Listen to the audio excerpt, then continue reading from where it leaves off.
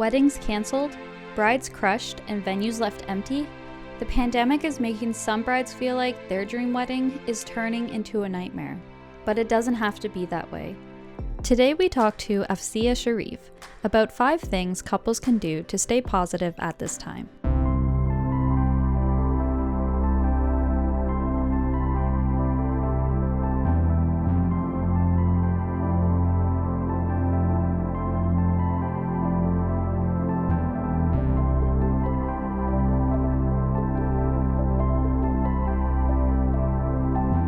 We are going through some uncertain times right now, and I'm here to give you 5 tips to help you deal with the situation and to stay positive during the COVID-19 crisis. First one, focus on what you can control. My suggestion is to leave the stress and worry behind. It will end up affecting your mental health if you focus on it too much, and we don't want to do that. It's already a stressful time, so we just want to stay away from anything that's going to add more. It is out of your hands. It's not something you can control, so you just have to go with the flow and ride the wave until you can celebrate with your family.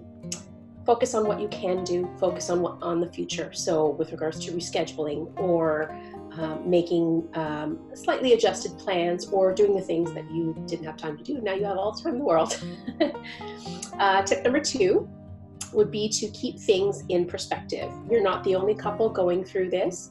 Many couples are having to deal with the possibility or reality of rescheduling or postponing or even a cancellation if it kind of came down to it. It's natural and understandable to be disappointed with the situation you're in, but to stay in the moment doesn't serve you. Look to the future, stay positive. Again, it leads back to your mental health. You don't want to have it affected. It's okay to be upset and frustrated. Go through the emotions, but move on from it. Don't stay in that moment because, again, it doesn't serve you. It's only going to harm you. Many people are dealing with much more intense hardships than a wedding being canceled.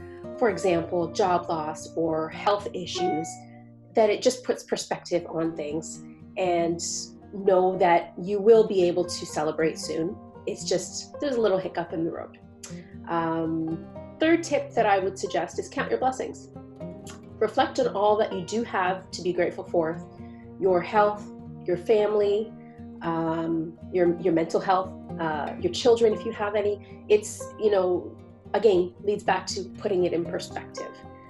Be thankful that you have found someone that loves you as much as you love them, and that they're willing to, go through this crisis with you and, spend the rest of their lives with you. You do it together. If you're finding it hard, what I would suggest is to potentially grab a book, write a gratitude journal. Write down what's in your head, what you're grateful for, your family, again, your health, any kids, your relationships, being alive, a roof over your head, food on the table. When it's in your mind versus on a piece of paper or out somewhere where you can express yourself, it's a totally different feeling, and it's that unloading of emotion, which I find helps with the mental health aspect of it. Fourth tip would be to focus on the purpose. Try to focus on the love between you and your partner. That is the base of why you're getting married. That's the basis of everything. It's not about the celebration that comes after, but the basis of your relationship, the love between the two of you is very important. Lean into each other and support each other throughout this. Lean into the situation. Your life partner is going to be the best person to go through this with you, and you will get through it. It's a great time to focus on your relationship as well. You be intentional about it. Spend that time so you get to know them even more. It's the perfect time. We've been given time. That's what it is. And the last thing that I want to say is just to see the silver lining in all of this. There's always something positive that comes out of every situation, whether we choose to see that first or not. Daily affirmations would help. That leads into a gratitude journal as well. Part and parcel, same thing, but it's daily affirmations. this is another day. We're going to get through this. You make a list of things you want to do or accomplish, or, mentally be stronger in. And it's going to help you get through that moment and reach that silver lining. You know what? We made it through another day. We're all good. Nothing's broken. It's all good. The current situation is giving you more time to save some more money for your wedding as well, which is a bonus. You're not limited to that date now. You have a little bit more time, provided you still have your job, which I hope a lot of you do. It's that a little bit extra to help towards the wedding. More time for you to put the back burner DIYs that you didn't get to for your wedding. You've got time. Again, we've been blessed with time.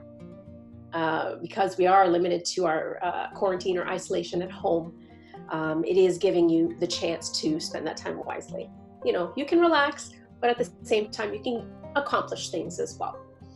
More time to invest in your relationship with your partner. Be intentional about what you do, what you talk about. Again, it's a time to get to know them better, each other better. And once you have made the decision to postpone your wedding or reschedule, you're easing that uncertainty and you're lifting a huge weight off of your shoulders so that you can move forward and focus on the future. Those are my 5 tips. Hope everyone can benefit from them.